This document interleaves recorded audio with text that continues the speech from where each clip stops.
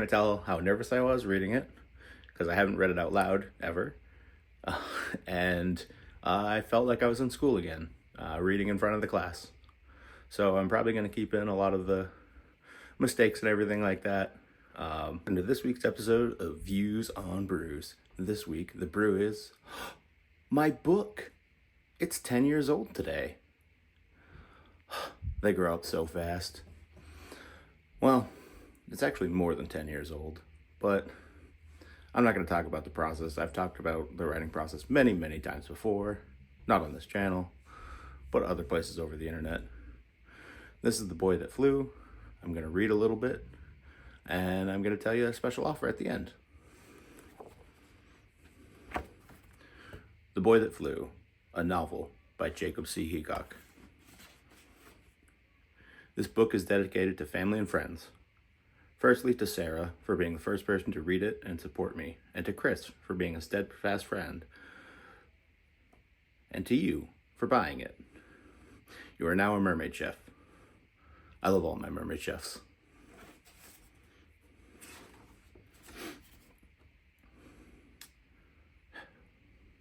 The lavender sky was specked with thousands of stars.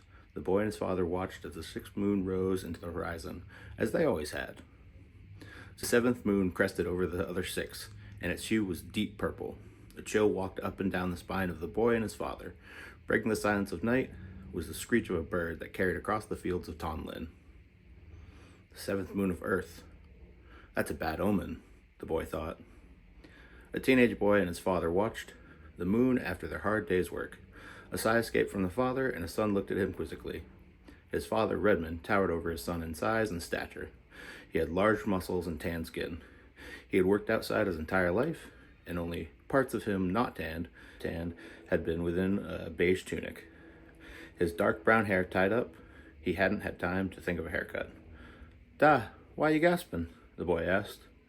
The boy had reached puberty, and his muscles were slowly developing. They would be as large as his father's. His chestnut hair complemented his tan skin. His beige tunic had been very worn, but his birthday was coming soon and he knew he'd be getting a new tunic.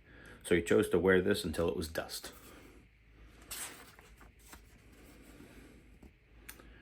"Well, son, the Gospel of Id proclaims that the purple moon states a bad omen. Now our tribe will have to exile one of our own before the sky fills with the 7 moons of Earth."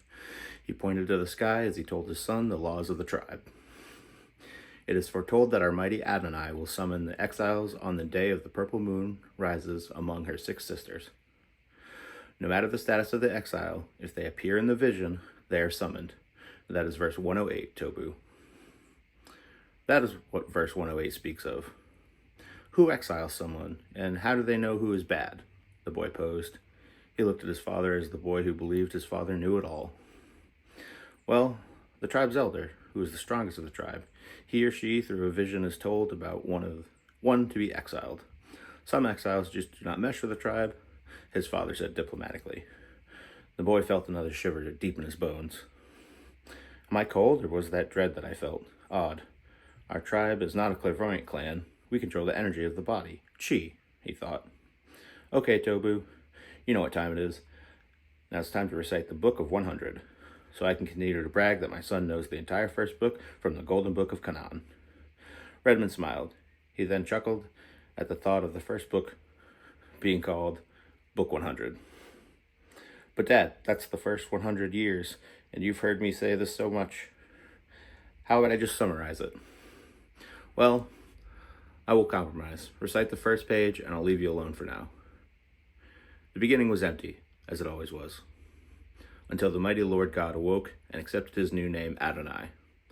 Once awoken, the mighty Adonai gave birth to Mitsu and Temesi, the beings of darkness and light, respectively.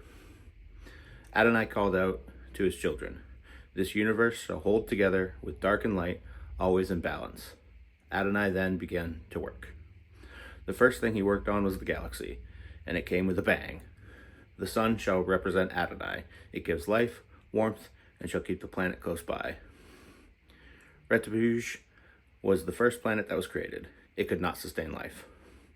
Roku is the second planet and will contain life if Adonai chooses to fill it. Neptune followed, and he filled it with life. Jin was the fourth, and it was given life. Sune was the fifth, and was filled with life. Adonai then created our planet Earth, with its 7 moons, and it was filled with life. Mercury followed, and was full of water and life.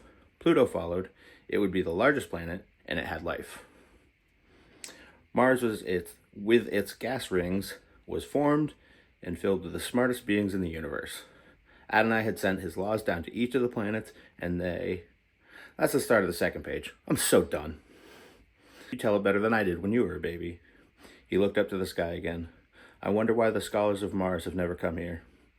Sheol. None of the other races have come to us. You're not supposed to speak of the underworld of Sheol. A demon could hear and come after us, Tobu said.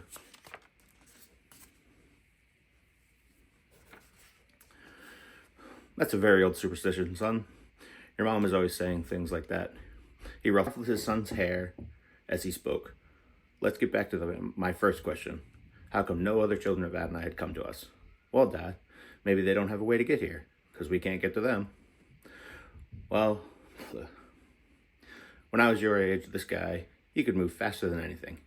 He said that a girl, Sarah, or something, she was working on this way to leave Earth and fly around the universe.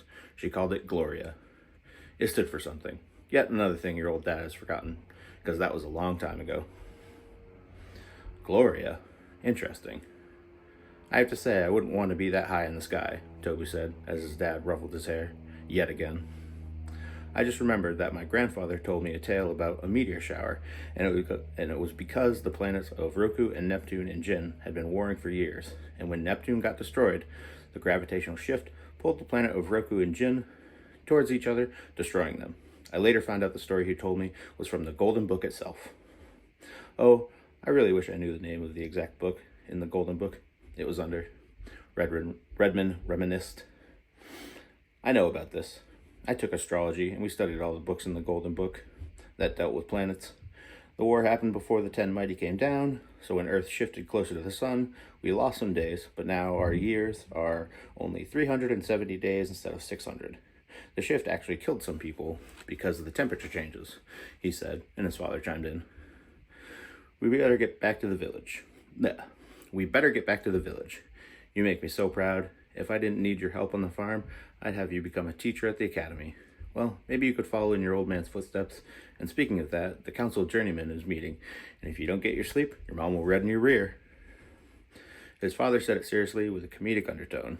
He lifted up his son and walked back to the village from the empty fields of Tonlin, the largest continent of Earth. Redmond didn't hold him long, but he was nice enough not to drop his son, and they laughed as they walked. Toby watched the skies, and he pointed out some of the well-known constellations. The archer, the thief, the jester, the warrior, the princess, various animal constellations. Oh look, it's the eyes of Temes. Up to the west, Tobu. They are the brightest stars that are seen from Tonlin at this point of the year, Redmond said as he pointed to the sky, a warm breeze brushing their face. Summertime was coming.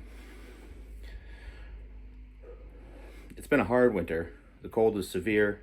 They lost a few bovines, and Tobu had to shovel after his academy sessions for hours. His chi was not hot enough to melt anything, so he had to use brute force. He actually noticed muscle growth from all the shoveling done over winter. They were close to home because the fields they had worked on were Redmond's fields. He trained animals on his farm, and his bovines were ready for a trade. And that was the first couple pages of the book.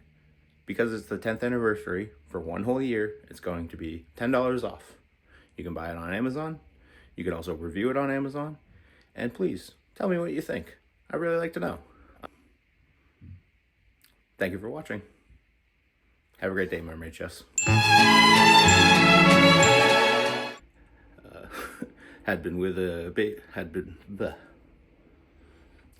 The only parts of him not tan had been with a beige tunic.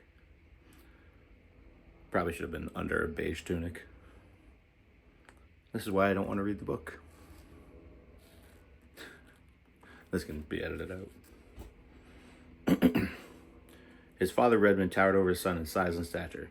He had large muscles. His beige tunic had been and very worn, but his birthday was coming, and he knew he'd be getting a new tunic. His Tobu, you tell it better than I did when you when you were a baby. Tobu, his son's hair. He wrote Timothy. Timis. It's the vines and Tobu. They lost a few bovines. That's the first couple pages of the book.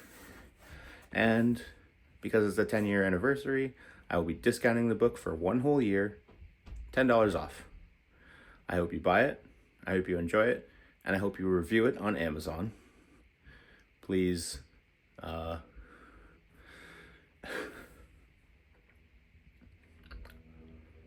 me do that one again.